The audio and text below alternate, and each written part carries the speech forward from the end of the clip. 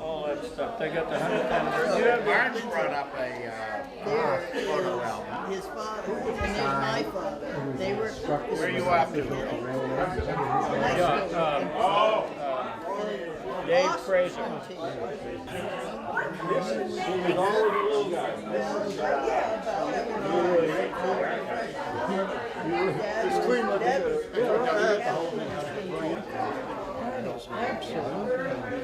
And look at that look. He looks just like There in the green. Yeah, I'll get to it. Oh, yeah, Yeah, okay. You don't know who he is. She's not feisty, Bert. What do you think? She's the old. We don't know what book, and I will tell you, you may know that Scott Fitzgerald wrote about it.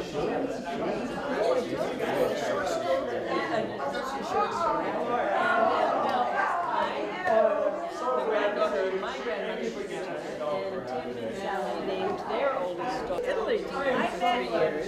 Higginson, which has always been a major easy, was impossible because Italians really don't have an H. So what kind of an H is that? And rolled off everybody's lips Because they have a soft G in front of them. yeah, they do. And furthermore, Petrarch wrote about Ginevra and several Botticelli. No, I don't think it was. But what would you like to know? We made up that. No, I don't actually have another customer.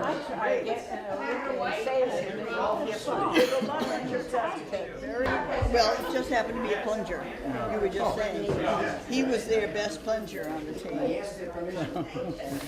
wanted to give that to Ross because he's got his dad. And go get your picture. Yes, we all do. Go right ahead. Charlie Higginson, and I live over in Sandy Cove. I've been here all my life. My father was Commodore in 1936, and his father was one of the founders of the Cohasset Yacht Club. And thinking about this evening, I sort of break it into a number of pieces. The first one is really before I existed, but I don't remember, but I've been told. And Susie Simmons across the way is the chief actor of that. Then you had the war period, and then right after the war is when I really became involved in racing at the yacht club. And then finally a few stories up to the 1950s when I basically stopped racing at the yacht club and did international ocean races, the Honolulu race and the Fastnet race and Bermuda race. So. Oh. Margie, Dean, Burbridge, Martin, Pergar. I think the greatest gift I was given was by my mother, who, by the way, as my brother can say, was about as athletic as a marshmallow. She felt we were not safe on bikes, but we were in the water. So she let me be in a boat by myself, and I was around 6. And we lived over in Border Street at that time. I was too young to be part of the program over there. If had a rookie as well as we had a sort of a flat bottom rowboat. And so the key thing was, by myself, I could be out in a boat. And that stayed with me for my whole life. And I had the joy of moving on into the rookie program as I got older. And I have sort of a multi-story, and I'll just start with the rookie period of time. And then many years later, when I married Arthur Martin, I realized that I was connected with one of the greatest minds that joined their minds with Ray Hunt and Dick Fisher. And Arthur, being a naval architect, was able to help Dick and Ray, who were so creative with the, as Ray called it, the details. Don't worry me about that, that's a detail, you figure it out, Arthur. And he could do the calculations for their wonderful ideas. So I have, my story starts in the early 30s and went up to when Arthur died in 1990. And I'm grateful for every moment I spent in this wonderful place. Good story, Marjorie. I'm Bill White, and like so many of us here, we began our experiences at the Cohasset Yacht Club with rookies. And the funny thing about rookies is once you have one, you never forget it. Mine was number 97. Elliot Putnam's had number 7. And I think, Lindsay, you ended up with your brother ended up with number 7. And it was I had 7 originally. and I had it, and Gene Simmons had it. Gene Henry had mine, I think. Hey, we got a fight going already. But anyway, they were a good starting point. The 12.5s were a big fleet in here. Manchester 17s were sort of the grown-up boats. But I think the early things that I remember about the Cohasset Yacht Club and liked a great deal were in the fall when the northeasters would blow and people would gather around kind of inside this room. And then some days there might be a fire going, but they were not really recommended. And it was just a wonderful community of people, kids, because we were probably, I think I was 7 when I got my rookie. And I felt pretty grown up. I thought I had a cruising boat. My name's Ed Bursk. My family moved to Cohasset in 1940. And I got Huey Cunningham's old boat in 1941 or 2, I think. But I have lived around the world, as Charlie has and others have, and I have thought very often that I was just so hugely lucky to have grown up here. It has remained in my mind just a wonderful memory. We're going to talk about some of that, but I have thought it was really, as I look back on it, it was idyllic. I mean, I had a dog and I had a paper route and I cut lawns and I learned to sail, and it's awful hard to leave Cohasset with that kind of a childhood without feeling very secure in yourself and very safe. And I have felt that way about this place all my life. I came back yesterday to stick my head through the window. I was telling Grace, I just love to see the kids getting the awards, and it is so heartwarming, and it's so inspiring, I think, and it's just part and parcel of being in this community. And it hasn't changed since. You could have done that 40 years ago, 50 years ago, and seen the same thing, sticking your head through the window here and looking at that. I'm Lindsay Durrett, and I started on the waterfront here before I could get a rookie. The club had a punt, and I used to row that punt all over this harbor before I could get a rookie. And that's when I started. And yeah, I think 7 or 8 years old is when I got my rookie from Gordon Henry, thank you. And sailed it for a good many years. But that was only part of the experience here back then. There weren't many of us imps. And there were the hoods, you know, guys that were, you know, the older guys. And we managed to give Marty Grassi a pretty hard time. And we just had really a fairly small group, maybe a dozen kids.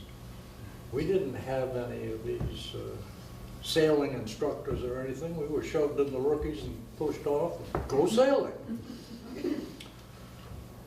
And What year was that? this was in the late 40s. No, it was early No. 40s.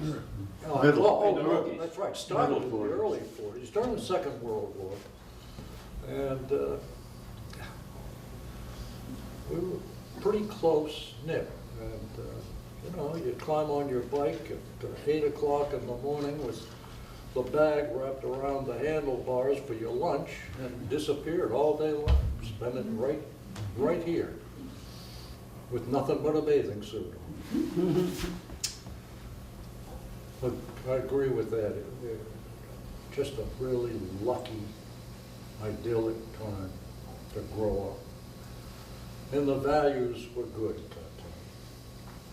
Thanks, Mandy. My name is Giff Dean, and I started here in the probably mid-1930s, and of course I had a rookie, and this place, I used to come every day in the summer and bring a lunch. I mean, this was my home away from home, and the people here, I've come to realize had a pretty profound effect on my life in so many ways. I mean, I think we learned a lot about values and sportsmanship and things, life's good lessons, and sometimes in funny ways. And I got a couple of stories about that, which I'll tell later. But I was really so much a part of this, and we had trips to Marblehead. I remember with Bill and taking the kids over there for races and so forth. And then we used to go over to on the Nokomis for race week. And I mean, we've just had an incredible life here, and I think it was one of the most important influences of my whole life. Thank you. My name is John Bishop, otherwise known as Johnny, currently known as Jack, which is a story in itself. Otherwise known as G's, if you go really far. And what I want to say at the outset, because I think it needs to be said, is that first and foremost in my memories here is Martin Grassi. Because he taught me how to sail, he taught me how to tie knots, and above all, he taught me respect for the sea. He taught me to fear the sea and not to do foolish things in the sea. And I think that is a lesson which is of enormous importance, and it is a very, very hard lesson to convey, at least when I was a sailing instructor trying to convey it to other kids when I was in college. It didn't work at all for me. But I'll get into other stories later. My name is Ross Sherbrooke, and I can follow up on Martin Grassi for a moment, but my first memory of coming to the yacht club was in a pickup truck with Manuel Marks, who had a pickup truck load of gasoline cans. I was maybe 4 years old, and the gasoline cans went down the dock and went aboard the Matakeesit, fill her up, and I was absolutely wide-eyed on the deck of this gigantic ship. And then we went back to Reddy's garage, and that was the end of that. But my own experiences began in the early 40s. Lindsay and I are a month apart in age, and we've competed and sailed together our entire lives. And I would add to you, Jeeves, that Martin taught us to sail by allowing us to learn rather than telling us what to do. And quite often, we raced during the war, 3 races a day, 5 days a week, whenever the tide was high over the flats. And so there was quite a lot of racing, and we couldn't go outside because of the minefields and the submarine nets and whatever. But we learned by tipping over, and Martin would come alongside and take the painter, the rookie, and he would pull it up on the stern of the Allure, the club launch. Had a roller on the stern for pulling moorings to. And he'd pull it up just enough to get enough water out so that we could get back in and bail it out, the rest of us. And he was wonderful that way. And if we wanted to go sailing, we just went sailing. And we did a lot of it. We had a great time. Every once in a while, somebody's mother got a little apprehensive, but we would eventually reappear. And Martin was terrific, and he gave us the ability to believe in ourselves, to get ourselves out of trouble. And I couldn't agree anymore that he was a tremendous influence on my life. Probably one of the half dozen most influential people in my life. I would come down here on my single-speed second-hand bicycle with my lunch bag around the handlebar as well, and we would just follow him around all day. It was wonderful, terrific guy. And there are a few more things to come up later. Help. My name is Susie Simmons Page. I can remember that. And I came to Cohasset because my grandparents had this marvelous, huge, gray shingled shack on the rocks on Sandy Cove. Room for 6 little Simmonses. Oh boy. But how could you miss not sailing? There's the water. There are the boats. What were there, Charlie? At least 4 12s out moored off. Yeah, Sandy Cove. And we didn't have rookies, but I guess somebody put me in a boat, and I just simply loved to sail. And we just sailed. I'd sail all day with John Richardson. He had a 15-foot knockabout, I think it was. Never mind. Catch fish, miss going to parties because we were having such fun. And I didn't come to the yacht club. I didn't need the yacht club. We had sort of too much yacht club of our own. But I came to dances. And I hate to tell it, boys, but I like the Glades boys better. Amen. Great. Well, Marty Grassie's been mentioned a couple of I'd like times. to talk about Marty Grassi for a second, and it's not anything different than anybody has said in terms of endorsement. Marty was a huge influence, but I can remember as if it were yesterday the exact moment when I learned to sail. I'd gotten Huey Cunningham's old boat. It's right down here on the float, and Marty saw me looking at it, and he said, "Get in." So he held on to the stern, and he pointed across the harbor. You couldn't do it now, but it was actually an open space. And he said, and there was a perfect wind was coming right out the harbor. It was a perfect reach across. And he had the sail was there, and he said, "Okay, hold on to this and go right over there." And he said, "When you get over there, push this until you're coming back, and then come back." And yes, sir. And I went across and I pushed it, and happily it ended up pointed in this direction. And I came back, and that was an epiphany. I mean, it was one of the single greatest moments in my life. I said, "My God, this is how it works." And Marty was wonderful. Now, you said something about Marty coming alongside and dumping the boats out so you get back in. My recollection is that Marty was critical if you tipped over too many times. And he impressed that so much in my mind that I don't think I ever tipped over. I feathered and I luffed and I don't remember tipping. I must have, but I don't remember. And the only reason is that Marty told me not to. On Martin Grassi, he was my father's captain on the Spindrift, which was a 54-foot sloop. When my father died when he was very young, Martin went from being father's captain to the second steward here at the yacht club under Joseph Antone. But Martin I always knew he was watching over what I was doing. I first started racing a Herreshoff 12.5 footer, but all the other owners of Herreshoffs were quite a lot older. And Martin went to my mother and said, he needs a 110. And so I got a 110. And when I failed to cover probably Johnny Bishop racing the 110, Martin would speak to me after the race and tell me, "What were you doing? You to cover when you're ahead." And speaking of 110s, a couple of stories. One was the final race of the season, and at that time the starting line was out at Davis Ledge, way, way out. And King Durant was way out ahead, so forget about him. But Johnny Bishop and myself were nip and tuck as to who was going to come in second. I remember Johnny Bishop was ahead, which was a mistake because Charles Francis Adams at that time was sailing a 210, and with his usual little paper bag full of rocks, which he would throw at his crew if they didn't move quick enough as they were doing his. Anyway, usually Charles Francis Adams was way out ahead. This day he was way behind, but he was always square in front of Johnny Bishop, giving him backwind all day long. And so I snuck in ahead, and I've always thanked Charles Francis Adams. I have no memory of that incident at all. And then the other thing on my crew on the 110 was across the way, Ross Sherbrooke and Eddie Bursk.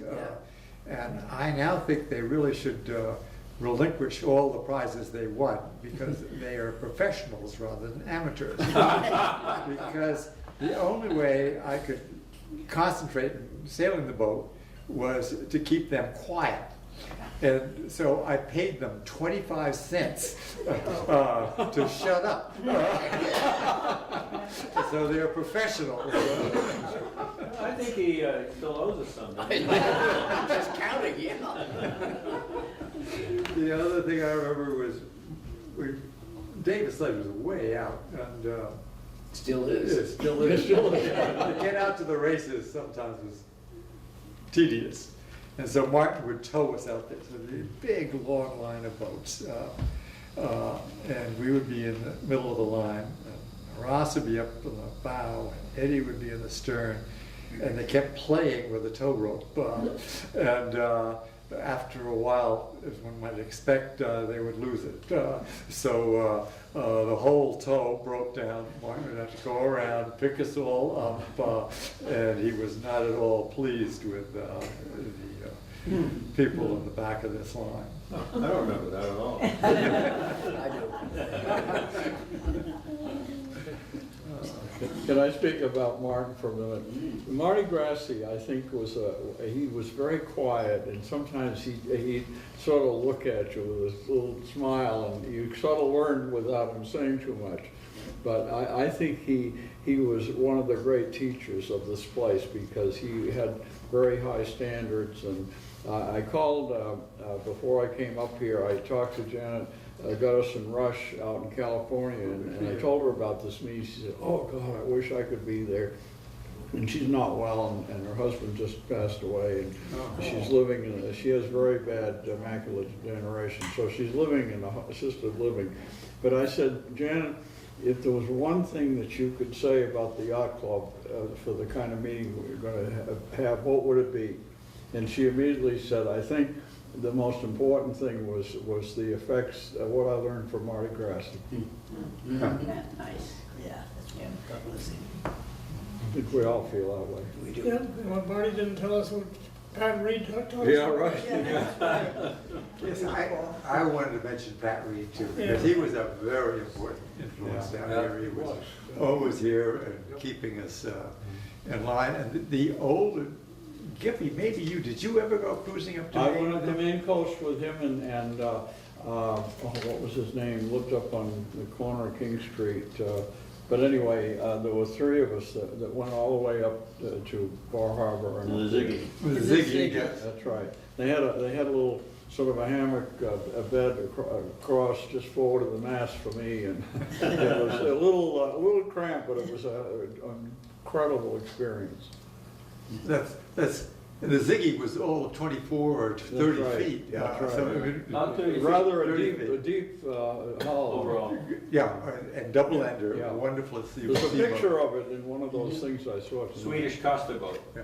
Yeah, In the bowsprit. I think Pat sailed it down to Cuba once before the war. Yeah. Oh, yes, and there was a notch in the deck where he had hauled in a shark, and the shark tooth had taken a chunk out of the deck. He was very proud of that. Also, his father had set up a trust to get the newspapers to the crew of the lightship.